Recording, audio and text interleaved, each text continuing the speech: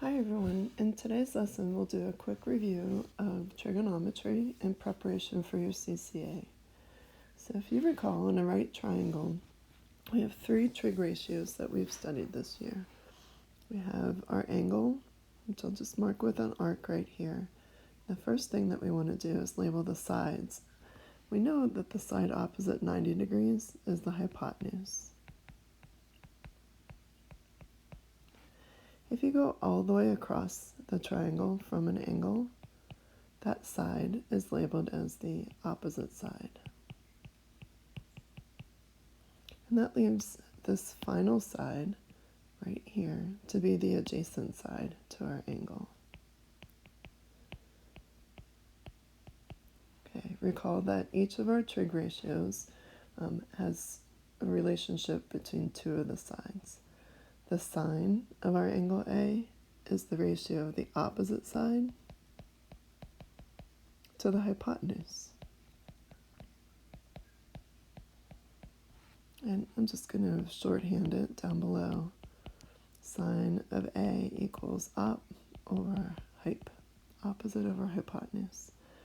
The cosine of our angle A is equal to the adjacent side over the hypotenuse. And again, in shorthand, that would be cosine A equals adjacent over hypotenuse, or ADJ over hypotenuse. And finally, the tangent function is the only one that doesn't use the hypotenuse at all. It's the ratio of the opposite side to the adjacent side.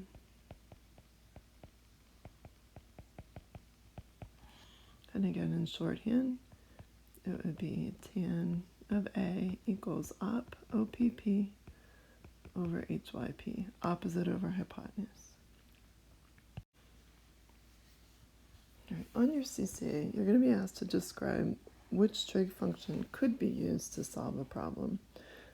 We're not actually going to solve for a missing side in each of these two problems. We're just going to describe which trig function could be used and how we came up with our conclusion. So what I noticed in part A is my angle of 40 degrees. If I label these sides, x is the opposite side, and 30 is the hypotenuse because it's across from 90 degrees. So opposite and hypotenuse, if you take a look at the top part of your page, opposite and hypotenuse is sine. So I could make a statement such as, I would use the sine function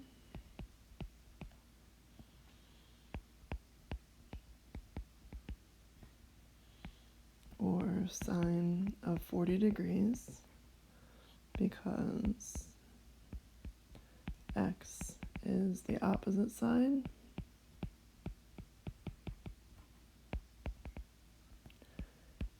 and 30 is the hypotenuse.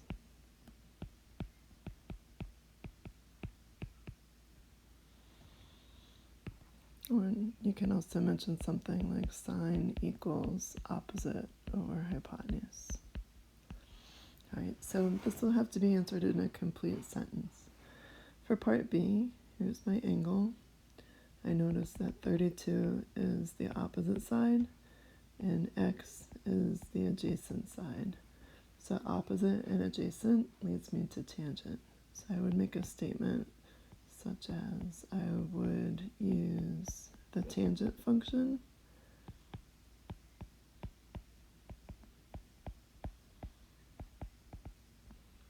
because 32 is the opposite side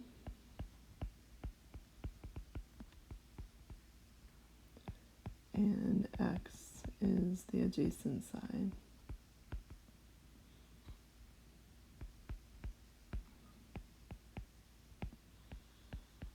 And tangent equals opposite over adjacent. So again, these two questions, you just have to describe which trig function could be used and kind of give an explanation for how you came to your conclusion. not actually solving it. Okay, number 2, it says write an equation to solve for each missing angle, then solve for the measure. And this is a little different than what's on the CCA, but it's still similar to it.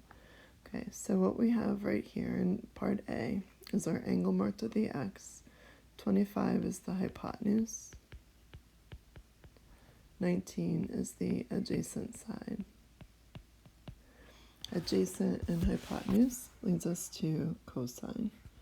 So you have cosine of x equals 19 over 25. All right, and here we have to solve for an angle, which is a little different. Cross multiplying won't help us solve for x, okay? To solve for an angle,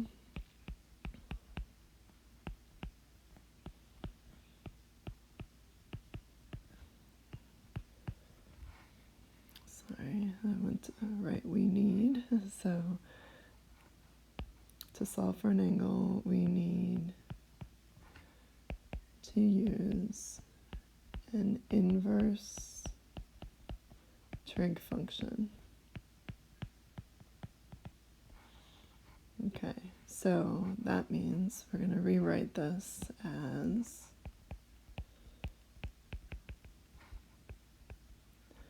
x is equal to the inverse cosine of 19 divided by 25. All right, you guys might call that cosine -1, but it's called the inverse cosine. All right, make sure your calculator is in degree mode. And when you do this, it should come out to be 41 degrees. Okay, for this one, part B, 14 is the opposite side, 11 is the adjacent side. So our equation would be tangent of x equals 14 over 11. But again, we have to use an inverse trig function.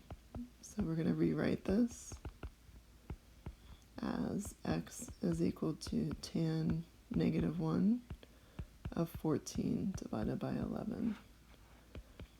And when you type that into your calculator, you should end up with 52 degrees. Okay, finally, on the last part of your CCA, you're going to have to make up 2 problems of your own, and they're going to be word problems. Now, you can't copy any from the notes, the homework, the test, any examples that I've given you. I know what those problems are, so don't just think you're going to use those again and sneak them in there. All right, so it says, in my application problem, a house painter leans a ladder against a house and it forms a 45-degree angle with the ground. If the ladder is 15 feet long, how high up the side of the building does the top of the ladder reach? Is the angle an angle of elevation or an angle of depression? So you're going to create a problem, like write a word problem, and then you're going to solve it and also explain if the angle is an angle of elevation or an angle of depression. Okay, so here's my ladder. That ladder is 15 feet long, and this is the hypotenuse in my right triangle. All right, we're trying to figure out how long this side of the triangle is. We want to know how high up the building the ladder reaches. And our angle right here is 45 degrees. Now, that would be like looking up. If we were like way on the ground looking up to that point on the building, it would be an angle of elevation. And now I'm going to solve it. Okay, so I've got an angle of elevation. X is the opposite side to my angle. We know we have the hypotenuse. Opposite and hypotenuse leads us to sine. So we would write the sine of 45 degrees is equal to x over 15. And in this particular case, we're solving for a missing side length, so we are going to cross multiply. X times 1 is equal to x. Along the other diagonal, take 15 times the sine of 45 degrees. 15 sine of 45 would be equal to approximately 10.6 feet. And that's your final answer. So again, on the actual CCA, you're going to be writing 2 problems, drawing a diagram, solving it and identifying the angle as an angle of elevation or an angle of depression.